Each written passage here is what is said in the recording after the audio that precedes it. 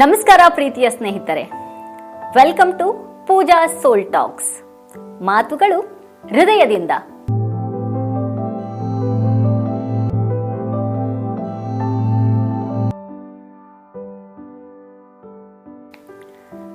ನೀವು ಕಾಲೇಜ್ಗೆ ಹೋಗೋ ಯುವಕ ಅಥವಾ ಯುವತಿ ಆಗಿರಬಹುದು, ಆಫೀಸ್ಗೆ ಹೋಗೋರು ಇರಬಹುದು, ಅಥವಾ ಮನೇನ ನೋಡ್ಕೊಳ್ಳುವಂತ ಗೃಹಿಣಿನೇ ಇರಬಹುದು.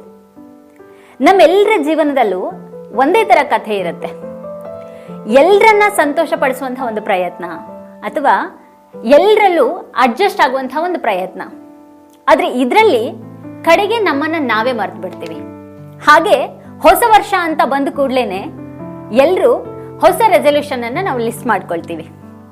ಅದರಲ್ಲಿ ಎಲ್ರಿಗೂ ಒಳ್ಳೇದಾಗ್ಬೇಕು ಅಥವಾ ಎಲ್ರ ಜೊತೆಗೂ ನಾನು ಸಂತೋಷವಾಗಿರ್ಬೇಕು, ಎಲ್ರ ಜೊತೆಗೂ ನಾನು ಅಡ್ಜಸ್ಟ್ ಮಾಡ್ಕೊಳ್ಬೇಕು ಅಂತ ಇರುತ್ತೆ. ಆದ್ರೆ ಒಂದಿಷ್ಟು ಪ್ರಶ್ನೆಗಳನ್ನ ನಿಮಗ್ ನೀವೇ ಕೇಳ್ಕೊಳ್ಳಿ. ಈ ರೆಸಲ್ಯೂಷನ್ಗಳನ್ನ ನಾವ್ ಯಾರಿಗಾಗಿ ಮಾಡ್ತಾ ಇದ್ದೀವಿ? ಜಗತ್ತಿಗಾಗ?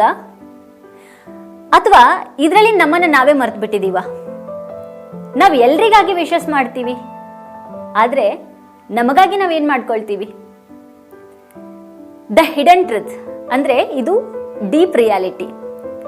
ಅದೇನಂದ್ರೆ ನಾವು ದೊಡ್ಡವ್ರು ಆಗ್ತಾ ಹೋದ ಹಾಗೇನೆ ನಮಗೆ ಗೊತ್ತಿಲ್ಲದ ಹಾಗೆ ಕೆಲವೊಂದು ವಿಚಿತ್ರ ಅಭ್ಯಾಸಗಳನ್ನ ನಮ್ಮೊಳಗೆ ನಾವು ಬೆಳೆಸ್ಕೊಂಡ್ಬಿಡ್ತೀವಿ. ಎಲ್ಲರನ್ನ ಅರ್ಥ ಮಾಡ್ಕೊಳ್ಬೇಕು ಅಂತ ಅನ್ನೋದು, ಅಥವಾ ಎಲ್ಲರನ್ನ ಹಾಗೆ ಎಲ್ಲ ಸಿಚುವೇಶನ್ಗಳನ್ನ ನಾವು ಅಡ್ಜಸ್ಟ್ ಮಾಡ್ಕೊಳ್ಬೇಕು ಅನ್ನೋದು. ಆದ್ರೆ ನಾವು ನಮ್ಮನ್ನ ಮತ್ತೆ ನಮ್ಮ ಭಾವನೆಗಳನ್ನೇ ಕಡೆಗಣಿಸ್ಕೊಂಡ್ ಬಿಡ್ತೀವಿ. ಈಗಿನ ಯೂತ್ಸ್ ಅಂದ್ರೆ ನೀವು ಯುವಕರಾಗಿರ್ಬಹುದು ಅಥವಾ ಯುವತಿಯರೇ ಆಗಿರ್ಲಿ, ಅವರಲ್ಲಿ ಫ್ಯೂಚರ್ ಪ್ರೆಷರ್ ಅನ್ನೋದಿರುತ್ತೆ, ಕಂಪ್ಯಾರಿಸನ್ ಇರುತ್ತೆ. ಅಂದ್ರೆ ಮತ್ತೊಬ್ಬರನ್ನ ನೋಡ್ಕೊಂಡು ನಾವು ಅವ್ರಿಗೆ ಕಂಪೇರ್ ಮಾಡ್ಕೊಳ್ಳೋದು. ಹಾಗೆ ಒಂದ್ ರೀತಿ ಭಯ ಕೂಡ ಇರುತ್ತೆ ಅವರಿಗೆ. ಇನ್ನು ಗೃಹಿಣಿಯರಲ್ಲಿ ಏನು ಅಂತ ಅಂದ್ರೆ ಮೌನ ಸೇವೆ. 24 ಗಂಟೆನೂ ಯಾರಿಗೂ ಕಾಣದಂತಹ ಕೆಲಸ, ಆದ್ರೆ ಮಾತಾಡೋಕೆ ನಮಗ್ ಸಮಯ ಇರಲ್ಲ. ಹೊರಗಿನಿಂದ ನಾವು ಬಹಳ ಸ್ಟ್ರಾಂಗ್ ಅಂತ ನಾವು ತೋರಿಸ್ಕೊಳ್ತೀವಿ, ಆದ್ರೆ ಒಳಗಡೆ ತುಂಬಾ ಸಾರಿ ನಾವು ಒಂಟಿಯಾಗಿರ್ತೀವಿ ಅನ್ನುವಂಥ ಫೀಲ್ ಮಾಡ್ಕೊಳ್ತೀವಿ. ಇದು ಅನ್ಸ್ಪೋಕನ್ ಪೇನ್. ಅಂದ್ರೆ ನಾವಿದನ್ನ ಯಾರಿಗೂ ಹೇಳ್ಕೊಳ್ಳೋದಿಲ್ಲ. ನಗೋದೇ ನಮ್ಮ ಡಿಫೆನ್ಸ್ ಮಷಿನ್ ಆಗ್ಬಿಟ್ಟಿರತ್ತೆ. ನನಗೂ ನೋವಾಗ್ತಿದೆ ಅಂತ ಹೇಳ್ಬಿಟ್ರೆ ಎಲ್ಲಿ ನಮ್ಗೆ ವೀಕ್ ಅನ್ನುವಂಥ ಟ್ಯಾಗ್ ಬರುವಂತ ಭಯ ಇರುತ್ತೆ. ಆದ್ರೆ ಒಂದ್ ಮಾತು ಹೇಳ್ತೀನಿ ನಾನು ನಿಮ್ಗೆ, ಮೌನವಾಗಿರೋದು ಸ್ಟ್ರೆಂತ್ ಅಲ್ಲ ಅದು. ಹಾಗೆ ಎಲ್ಲವನ್ನ ಸಹಿಸ್ಕೊಳ್ಳೋದು ಗ್ರೇಟ್ನೆಸ್ ಅಂತಾನೂ ಅಲ್ಲ. ಒಂದು ಕೋರ್ ಮೆಸೇಜ್ ಕೊಡ್ತೀನಿ ನಿಮ್ಗೆ. ಈ ಹೊಸ ವರ್ಷ ನಾನೊಂದು ರೆಸಲ್ಯೂಷನ್ ಅನ್ನ ಸಜೆಸ್ಟ್ ಮಾಡ್ತೀನಿ ನಿಮ್ಗೆ. ಜಿಮ್ಗೆ ಹೋಗಿ, ನೋ. ಡಯಟಾ? ಅಲ್ವೇ ಅಲ್ಲ. ಬಿಗ್ ಗೋಲ್ಸ್ ಅಲ್ಲ. ಇವೆಲ್ಲ ಬೇಡ ಅಂತ ನಾನು ಹೇಳ್ತಾ ಇಲ್ಲ. ಆದ್ರೆ ಇದಕ್ಕಿಂತನೂ ಮೊದಲು ಫಸ್ಟ್ ರೆಸಲ್ಯೂಷನ್, ನನ್ನನ್ನು ನಾನು ಯಾವತ್ತೂ ಕಡಿಮೆ ಮಾಡ್ಕೊಳ್ಬಾರ್ದು. ರೆಸಲ್ಯೂಷನ್ 2, ನನ್ನ ಭಾವನೆಗಳನ್ನ ಯಾವತ್ತಿಗೂ ನಾನು ಅಸಡ್ಡೆ ಮಾಡಬಾರ್ದು. ಹಾಗೆ 3ನೇದಾಗಿ, ನನಗೂ ವಿಶ್ರಾಂತಿ ಬೇಕು ಅಂತ ನಾವು ಒಪ್ಕೊಳ್ಬೇಕು.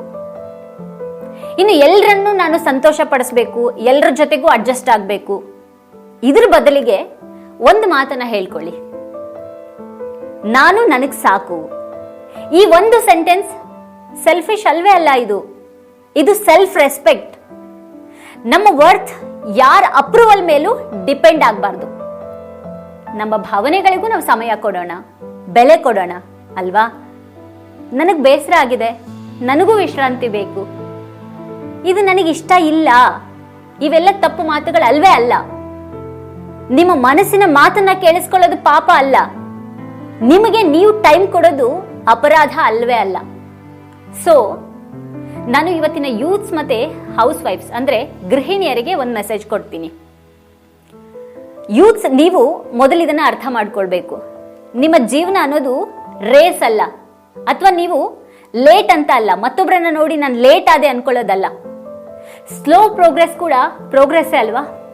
ಹಾಗೆ ಗೃಹಿಣಿಯರಿಗೆ ನಿಮ್ಮ ಕೆಲಸ ಇನ್ವಿಸಿಬಲ್ ಅಲ್ಲ, ನಿಮ್ಮ ತ್ಯಾಗ ಆರ್ಡಿನರಿ ಅಲ್ಲ.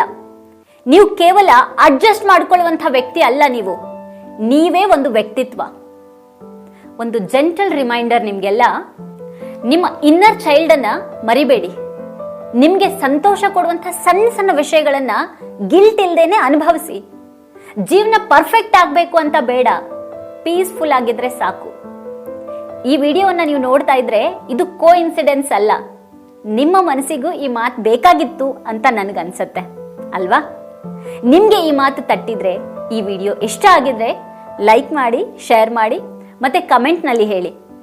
ಈ ಹೊಸ ವರ್ಷ ನೀವು ನಿಮಗಾಗಿ ಅಂತ ಏನ್ ಪ್ರಾಮಿಸ್ ಮಾಡ್ಕೊಂಡಿದ್ದೀರಿ? ಇದು ಪೂಜಾ ಸೋಲ್ ಟಾಕ್ಸ್, ಮಾತುಗಳು ಹೃದಯದಿಂದ. Thank you.